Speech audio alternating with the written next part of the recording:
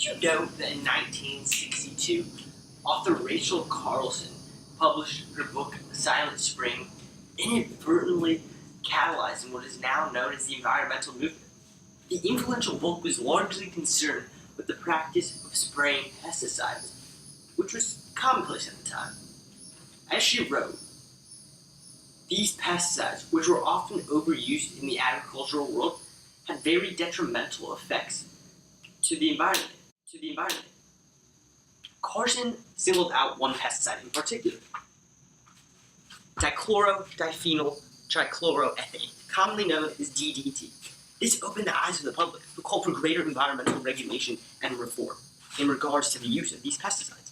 In 1972, the Environmental Protection Agency banned the use of DDT, citing the chemical's proven natural tendency to destroy environments. The use of DDT for a short stint felt forgotten in the history books. However, it has recently made a reappearance in the news, sparking a very controversial debate.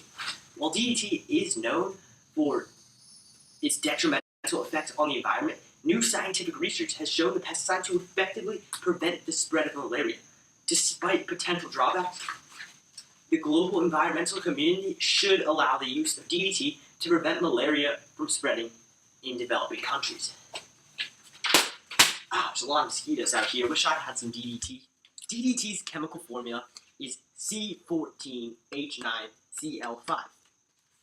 The structure looks something like this.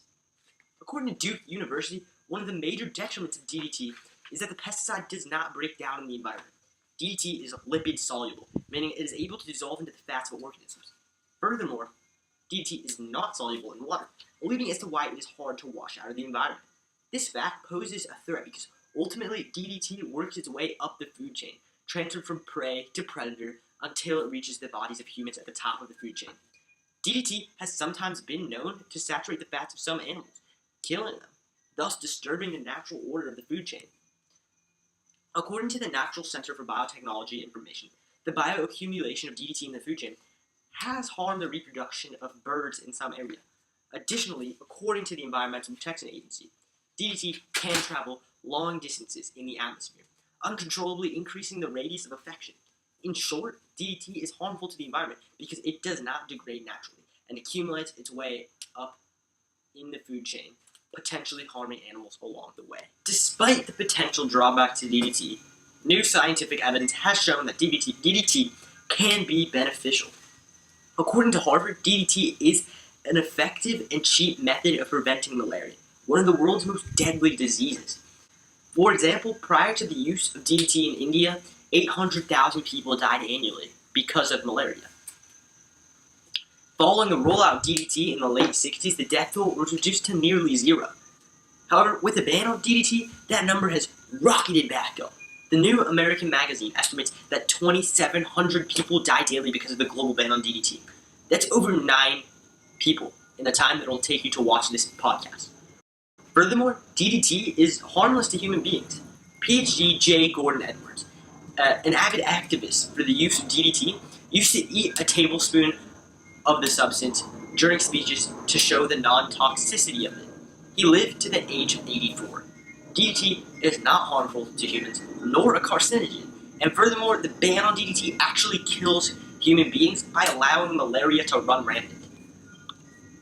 Even with the potential detriments taken into account, the ban on DDT should be lifted in developing countries to control the spread of malaria. Poor developing countries do not have feasible and cost-effective alternatives to the use of DDT for preventing malaria. DDT may harm the environments of these countries, but at the end of the day, human lives are at stake. The fact that DDT influences the food chain is irrelevant, because without its use, there will be a lot less humans around to see that food chain. At the end of the day, individual countries themselves should assess the risks and benefits. According to the New York Times, Uganda is such an example. The Ugandan government weighed the pros and cons of using DDT and ultimately decided that malaria, costing $12.5 billion of lost income each year, as well as killing thousands, needed to be eradicated with the help of DDT. While it is scientific fact that DDT can harm the environment, DDT is an effective method of controlling malaria. In spite of the issues with DDT, the global community should allow poor and developing countries to use and spray DDT in order to control the deadly disease malaria. This is not to say, however, that environmental preservation is unimportant. The environment is a valuable and limited pool of resources that should be conserved and protected. But in this one instance, the fact that DDT can save thousands upon thousands of human lives should be cause enough to look past the potential negative effects on the environment.